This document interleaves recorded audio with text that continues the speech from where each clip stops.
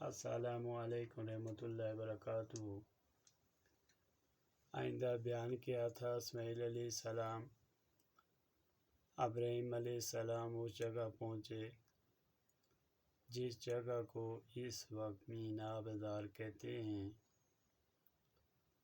جہاں تمام حاجی جا کر اپنے اپنے جانوروں کی قربانی کرتے ہیں۔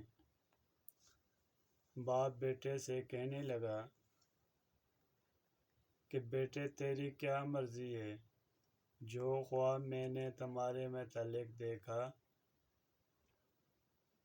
بیٹا باپ سے کہنے لگا جو حکم اللہ نے آپ کو دیا اس میں جلدی کرو، یہ تو ایک اسماعیل ہے، اس طرح کی 1000 جان بھی اللہ کی راہ میں قربان ہونے کو تیار ہے۔ سبحان اللہ، کیا خوب شعر ہے۔ اسلم وتلہ للجبین، جب دونوں حکم خداوندی پر راضی ہو گئے، حضرت ابراہیم علیہ السلام نے اپنے لخت جگر کو ماتھے کے بل لٹا دیا تاکہ بیٹی کا چہرہ نظر نہ آئے، محبت جوش نہ کرے، حکم خداوندی میں کوئی کوتاہی نہ ہو جائے۔ یہ بات بیٹے نے باپ کو سکھائی تاکہ میری قربانی اللہ کی راہ میں مقبول ہو جائے۔ بیٹے کو ذبح کرنے میں باپ نے کوئی کوتاہی نہ کی، لیکن جو دل پر گزری ہوگی وہ تو اللہ ہی جانتا ہے۔ حضرت اسماعیل علیہ السلام نے بوقت ذبح اپنے باپ سے 3 گزارش کی، اے ابا جان، میرے ہاتھ پاؤں رسی سے مضبوطی سے باندھ دو، میری جان نازک ہے، چھری کے زخم کے مارے ابش میں نہ آ جاؤں۔ میرا والدہ محترمہ کو سلام کہنا، میرا کپڑا خون بھرا ان کو دینا تاکہ ان کو تسلی ہو جائے۔ یہ بھی تو ایک باپ ہے جو بیٹے کے ہاتھ پاؤں باندھ کر اللہ کی راہ میں قربان کرنے جا رہا ہے۔ باپ نے بیٹے کی آنکھوں میں پٹی باندھ کر ہاتھ پاؤں رسیوں سے جکڑ کے بیٹے کو زمین کے بل لٹا کر تیز دھار چھری سے ذبح کرنے لگے، لیکن اللہ کا حکم اسماعیل کا گلا نہ کٹ سکا۔ بیٹا باپ سے کہنے لگا، اے ابا جان، کیا چھری کی پشت سے ذبح کرتے ہو جو گلا نہیں کاٹ رہی؟ اب کی بار چھری کی نوک سے گلا کو کاٹو تاکہ میں اللہ کی راہ میں ذبح ہو جاؤں۔ باپ بیٹے سے کہنے لگا، میں نے ایسا کیا لیکن پھر بھی نہ کٹ سکا، چھری دستے کے اندر دستہ حلق میں رہ گیا لیکن ذبح کرنے میں کامیاب نہ ہو سکے۔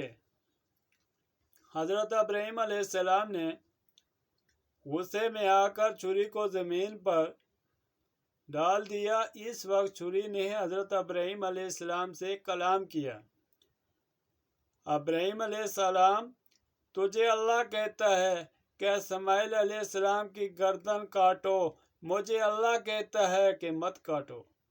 اللہ آپ کو ایک دفعہ فرماتا ہے کہ اسماعیل کی گردن کاٹو، مجھے 10 بار منع فرماتا ہے اللہ کہ اسماعیل کی گردن نہ کاٹو۔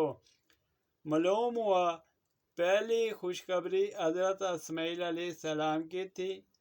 جبرائیل ایک دمبا لاہ جنت سے اسماعیل علیہ السلام کی جگہ رکھ دیا، اسماعیل علیہ السلام کو اپنی جگہ سے ہٹا دیا، وہ اس طرح اسماعیل علیہ السلام کی جگہ پر جنت سے ایک دمبا لا کر اللہ کی راہ میں قربان کر دیا۔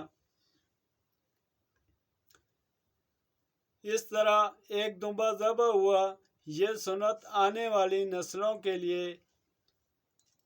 یہود کہتے ہیں کہ حضرت اسحاق ذبح ہوئے، لیکن یہ بات حقیقت کے خلاف ہے۔ حضرت اسحاق کی خوشخبری کے ساتھ حضرت یعقوب علیہ السلام کی خوشخبری۔ ایک روایت میں ہے کہ حضرت ابراہیم علیہ السلام کی دونوں بیٹوں سے اولاد بہت پھیلی۔ یہ بھی معلوم ہوا کہ حضرت اسحاق علیہ السلام کی اولاد سے نبی بنی اسرائیل میں کثرت سے آتے رہے۔ حضرت اسماعیل علیہ السلام کی اولاد سے عرب میں نبی آتے رہے۔